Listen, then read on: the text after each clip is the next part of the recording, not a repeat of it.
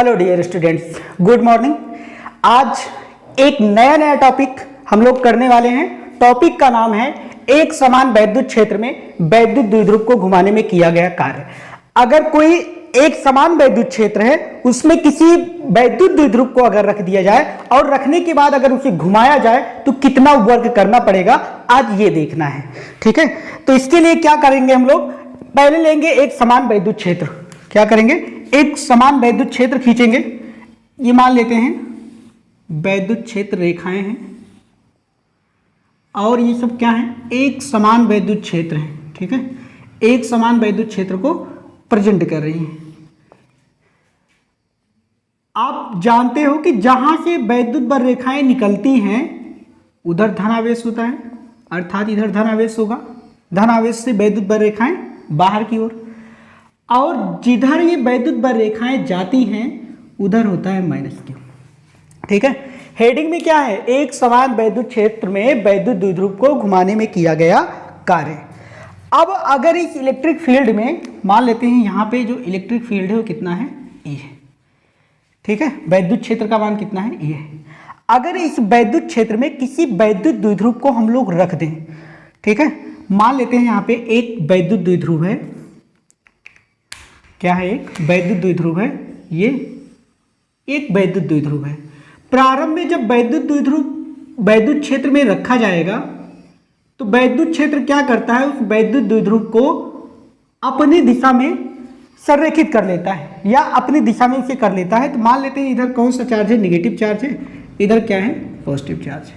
ये एक वैद्युत द्विध्रुव है जो वैद्युत क्षेत्र की दिशा में स्थित है और इधर धनावेश है, इधर क्या है, ऋणावेश है। ये मान लेते हैं जहां पे धनावेश है, इस पॉइंट को मान लेते हैं, ये बिंदु क्या है, ए है, ये बिंदु क्या है, बी है ना।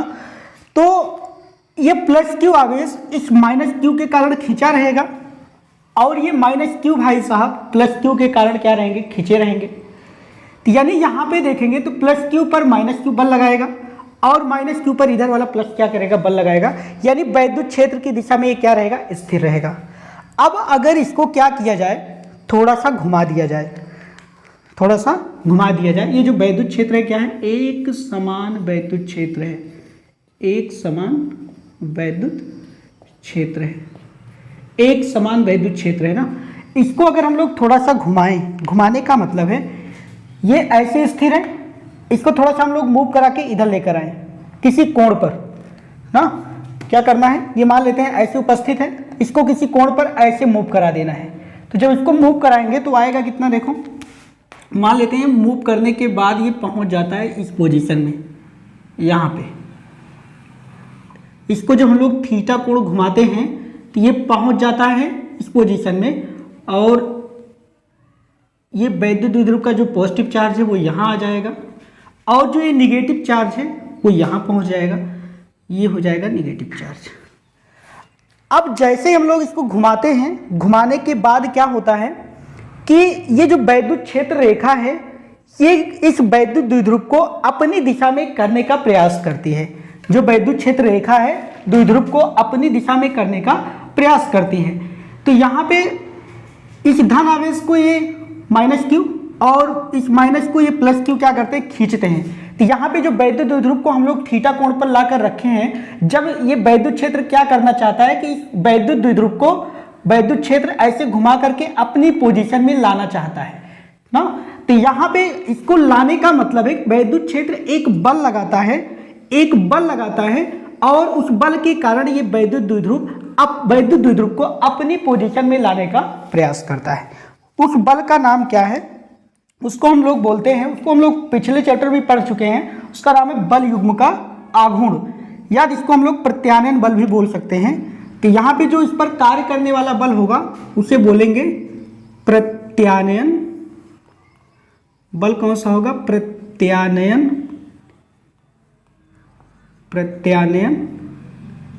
बल युग्म का आघूर्ण। ठीक है, प्रत्यानयन बल युग्म का आघूर्ण। यानी एक प्रत्यानयन क्या काम करेगा, एक प्रत्यानयन बल कार्य करेगा, जिसे हम लोग क्या बोलेंगे, प्रत्यानयन बल युग्म का आघूर्ण। बल युग्म क्यों कहा गया, क्योंकि एक बल इधर काम कर रहा है और उसके विपरीत एक बल इधर काम कर रहा है और दोनों बल क्या है, बराबर है। ठीक है, तो इसे क्या बोलेंगे, प्रत्यानयन बल युग्म का आघूर्ण, अर्थात इसको क्या करेगा, घुमाने का प्रयास करेगा, इसको अपनी पोजीशन में लाने का प्रयास करेगा। ठीक है, लेकिन अब यहां पे अगर हम मान लें कि इसे थीटा कोण पर स्थिर रख दें और इसको थोड़ा सा और विस्थापित करें, जो यहाँ पे थीटा कोण है, अगर इसको थोड़ा सा सूक्ष्म कोण और विस्थापित करें, यहाँ पे थोड़ा सा यहाँ पे विस्थापन और कर दें सूक्ष्म कोण, यानी कहने का मतलब यहाँ जो कोण है वो कितना हो जाए, डी थीटा हो जाए। अभी तक कितना घुमाए थे हम लोग, थीटा। अगर इस वैद्युत द्विध्रुव को थोड़ा सा और विस्थापित करें, कितना, माइनस डी थीटा। ठीक है, डी थीटा जब विस्थापित करेंगे तो विस्थापन करने में हमें क्या करना पड़ेगा, कुछ कार्य करना पड़ेगा। यहाँ पे विस्थापन ज्यादा हुआ था यानी थीटा हुआ था, यहाँ पे बहुत सूक्ष्म विस्थापन हुआ है। जब विस्थापन बहुत सूक्ष्म होगा तो कार्य कितना होगा, बहुत थोड़ा करना पड़ेगा। तो मान लेते हैं इसको विस्थापित करने में जो किया गया कार्य है वो लिखेंगे, बहुत थोड़ा होगा। यहाँ पे प्रत्यानयन बल युग्म का जो आघूर्ण है पहले उसका मान लिख लेते हैं, टाउ बराबर कितना होगा, पीई साइन थीटा होगा। ठीक है, पीई साइन थीटा होगा। और ये प्रत्यानयन बल क्या करेगा, इसे अपनी पोजीशन में लाने का प्रयास करेगा। अब क्या किया गया, अगर इसको थीटा कोण से हम लोग मूव कराएं तो थीटा कोण से मूव कराने के पश्चात यहाँ पे जो कार्य करना पड़ेगा वो कितना होगा, देखो डी डब्ल्यू, बहुत सूक्ष्म कार्य होगा। यहाँ पे लिखेंगे सूक्ष्म कोण डी थीटा विस्थापित करने में किया गया कार्य। ठीक है, किया गया कार्य कितना होगा, जब विस्थापन बहुत थोड़ा होगा तो यहाँ पे कार्य का मान भी क्या हो जाएगा, बहुत थोड़ा हो जाएगा। यानी जो कार्य निकल के आएगा वो कितना होगा, डी डब्ल्यू बराबर, यानी जो बल कार्य कर रहा है इनटू जो विस्थापन है, कार्य बराबर क्या होता है, बल गुणे विस्थापन, यानी जितना बल लगा है उस पर और जितना विस्थापन हुआ है। तो यहाँ पे हो जाएगा बल, यानी ये बल युग्म का जो आघूर्ण है, अब गुणे क्या हो जाएगा, कोणीय विस्थापन यानी डी थीटा, क्योंकि विस्थापन यहाँ पे कितना हुआ है, डी थीटा हुआ है। और डी थीटा विस्थापित करने में कार्य भी क्या करना पड़ेगा, बहुत थोड़ा करना पड़ेगा। अब यहाँ पे अगर इसकी वैल्यू हम लोग रख दें, ये जो टाउ का मान है अगर यहाँ पे रखेंगे कितना आएगा, पीई साइन थीटा हो जाएगा, इनटू हो जाएगा डी थीटा, ये हो जाएगा डी डब्ल्यू के बराबर। ये तो इतना हो गया। यानी जब हम लोग थीटा कोण घुमाए, थीटा कोण घुमाने के पश्चात इसे डी थीटा बहुत सूक्ष्म कोण विस्थापित किया गया, तो बहुत थोड़ा विस्थापित करने में जो कार्य करना पड़ा हमें, वो कार्य का मान कितना आया, डी डब्ल्यू बराबर पीई साइन थीटा इंटू कितना आया, डी थीटा। ये तो हो गया क्या, सूक्ष्म कार्य है। हमें निकालना है कि इस वैद्युत द्विध्रुव को घुमाने में यानी यहाँ से यहाँ तक ले जाने में कितना कार्य करना पड़ा। तो ये कार्य निकालने के लिए हम लोग क्या करेंगे, मान लेते हैं ये क्या है, वैद्युत क्षेत्र था और इसी में रखा गया था इसको, वैद्युत द्विध्रुव को। तो इसकी प्रारंभिक स्थिति से जब हम लोग थोड़ा सा मूव कराते हैं, जैसे यहाँ पे इसको पहले मूव कराए थे कितना, थीटा, फिर थोड़ा सा और मूवमेंट कराया गया कितना, डी थीटा। अगर सपोज करें कि यहाँ से यहाँ तक जो विस्थापन है वो कितना है, थीटा 1 है, यानी प्रारंभिक विस्थापन कितना है, थीटा 1 है। और इसके बाद यहाँ से टोटल जो डिस्प्लेसमेंट है, कोणीय डिस्प्लेसमेंट जो है, तो ये कितना अगर मान लें इसको थीटा 2।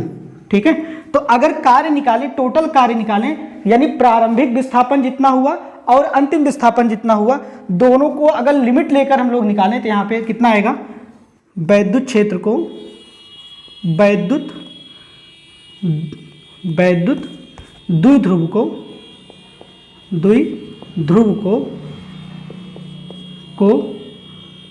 वैद्युत क्षेत्र में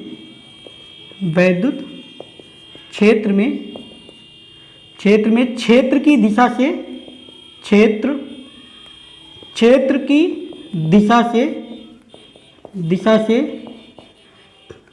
थीटा 1 से थीटा 2 घुमाने में किया गया कार्य,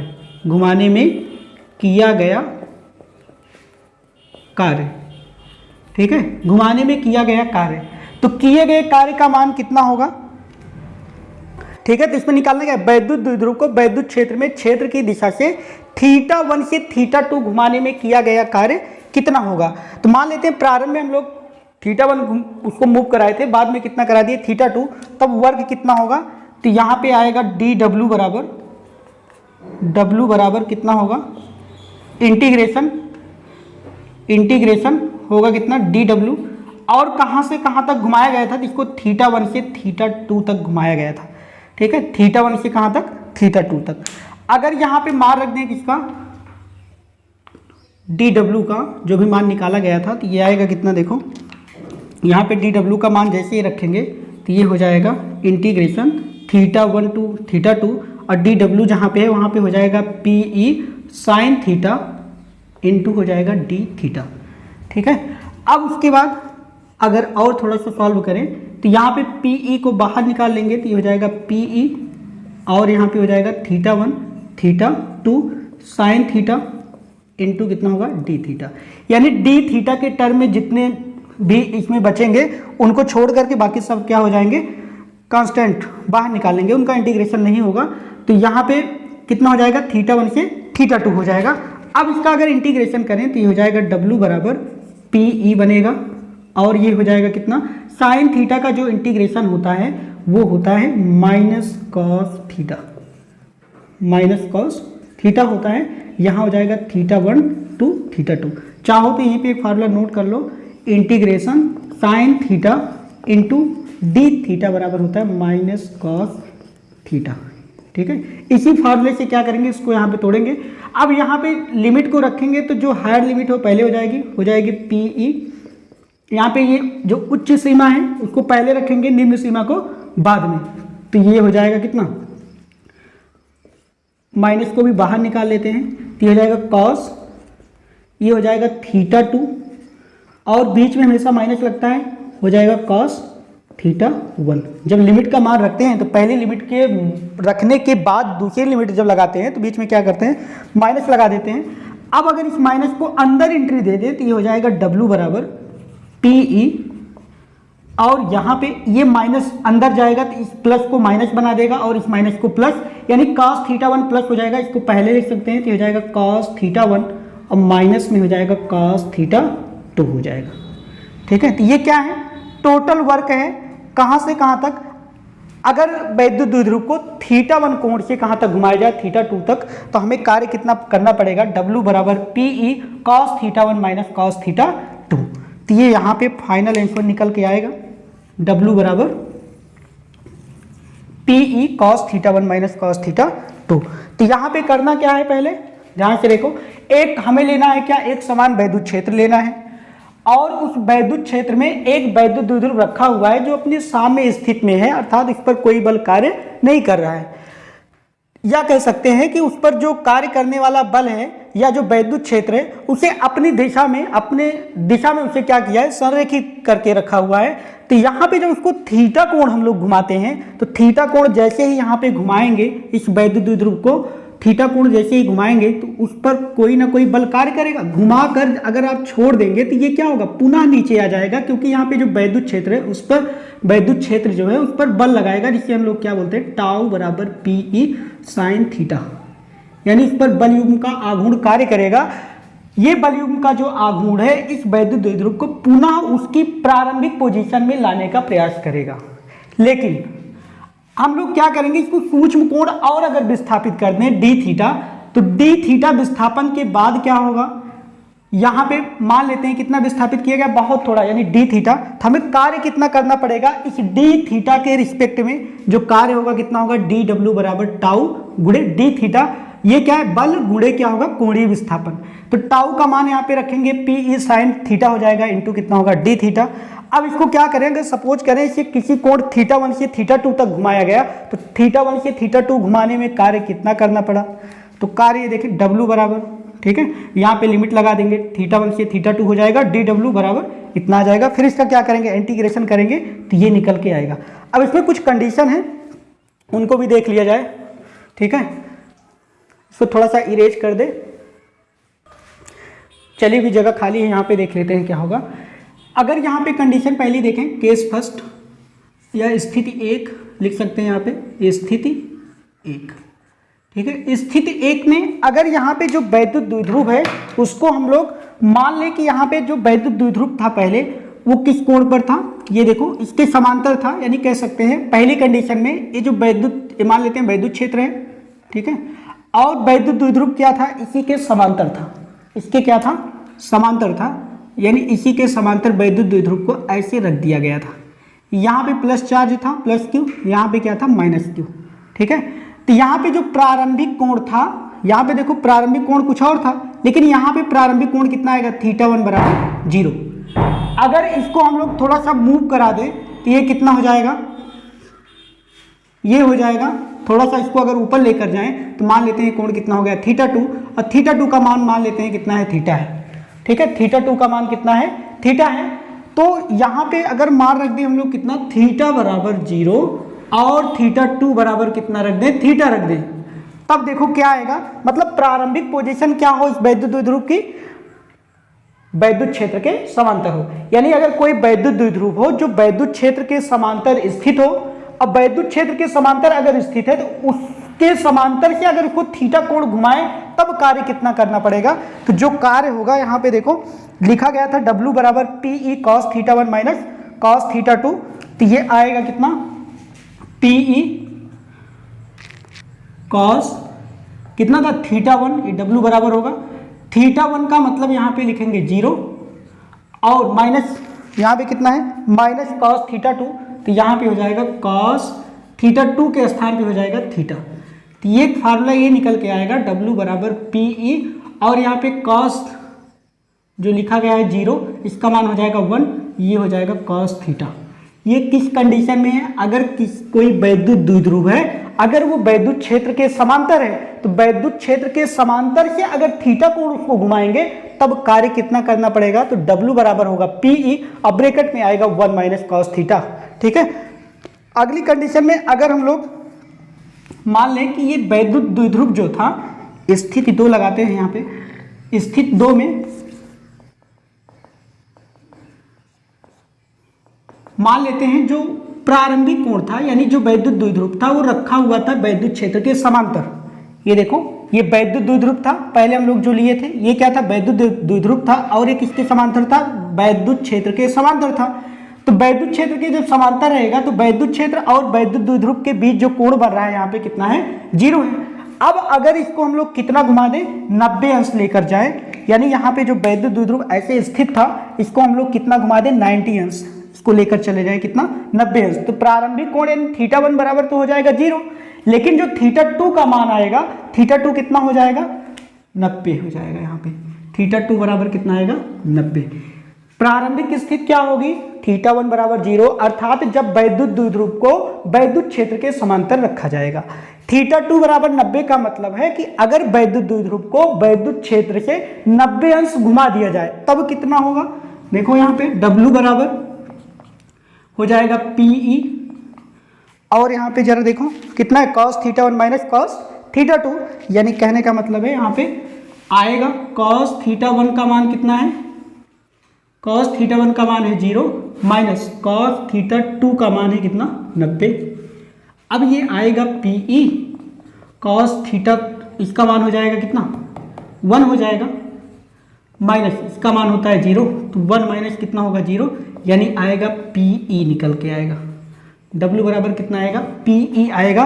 ये किस कंडीशन में होगा, ये कंडीशन तब लगेगी जब वैद्युत द्विध्रुव प्रारंभ में वैद्युत क्षेत्र से 0 अंश पर हो, यानी वैद्युत क्षेत्र की दिशा में हो, अब बाद में हम लोग उसको कितना कोण घुमा दें, 90 अंश कोण घुमा दें, तो वहां पे 90 अंश जैसे ही घुमाएंगे तो ये दूसरा कोण जो θ2 है वो कितना मिल जाएगा, 90 मिल जाएगा। और जैसे ही वैल्यू इसमें पुट करेंगे तो W बराबर कितना देगा, PE, ठीक है, W बराबर कितना होगा, PE होगा। अगली कंडीशन देखते हैं, स्थिति 3, ठीक है। इसमें क्या होगा, अगर इस वैद्युत द्विध्रुव को θ1 बराबर 0, θ1 बराबर 0 का मतलब तो जान ही गए आप लोग कि यहाँ पे जो वैद्युत द्विध्रुव है वो वैद्युत क्षेत्र के समांतर है। अगर इसको कैसे घुमाएं, यहाँ पे ये पहले ऐसे स्थित था, अब इसको घुमाना कैसे, ऐसे लेकर जाना है, जाना है, जाना है, जाना है, वापस उसी पोजीशन में लाके रख देना है, ठीक है, उसी पोजीशन में लाकर रख देना है। यानी कितना ये मूवमेंट किया, यहाँ से देखिए इसको जब ऐसे घुमाया गया, घुमाया गया, घुमाया गया, और जैसे यहाँ पे पहुंचेगा इसका मतलब ये 180 घूम चुका है, यहाँ से यहाँ तक कितना घूमेगा, 180 घूमेगा, ठीक है, किया क्या गया है, ये मान लेते हैं क्या है, वैद्युत द्विध्रुव है, ये वैद्युत क्षेत्र के क्या है, समांतर है। अब वैद्युत क्षेत्र के जब समांतर रहेगा तो यहाँ पे जो θ1 का मान आएगा वो कितना होगा, 0 होगा। लेकिन इसे अगर मूव करा दे कितना, 180, तो कहने का मतलब इसे घूमेगा घूमेगा घूम करके यहाँ पहुंच जाएगा। तो कितने डिग्री ये घूम गया है, 180, तो यहाँ पे होगा θ2 बराबर 180। अगर यहाँ पे मार रखें तो कितना होगा, W बराबर ये हो जाएगा PE, जहाँ θ1 है वहाँ पे हो जाएगा cos, ये देखो 0 हो जाएगा, माइनस θ2 के स्थान पे हो जाएगा 180। और जैसे ही वैल्यू यहाँ पे रखेंगे तो W बराबर आएगा PE, cos 0 का मान होता है 1 और cos 180 का मान हो जाएगा माइनस में 1, और दोनों जुड़ करके कितना हो जाएंगे, W बराबर 2PE निकल के आएगा। ये किस कंडीशन में है, यानी कोई वैद्युत द्विध्रुव हो, अगर हम लोग उसको कितना घुमाएं, प्रारंभिक स्थिति यानी θ1 बराबर 0 से कहां तक लेकर चले जाएं, θ2 बराबर 180 तक। तो ये 3 कंडीशन हो गई जो अलग अलग स्थितियों में वैद्युत द्विध्रुव को घुमाने में किया गया कार्य है। बाकी अगर कोण दिया जाता है आपको, तो उस कोण को आप क्या करोगे, कोण का मान जो कुछ भी रहेगा यहाँ पर रख करके निकाल लेंगे। ठीक है, तो इस टॉपिक को एक बार आप रिवाइज जरूर करना, और टॉपिक कैसा लगा कमेंट जरूर करना। मिलते हैं अगले वीडियो में, तब तक के लिए जय हिंद।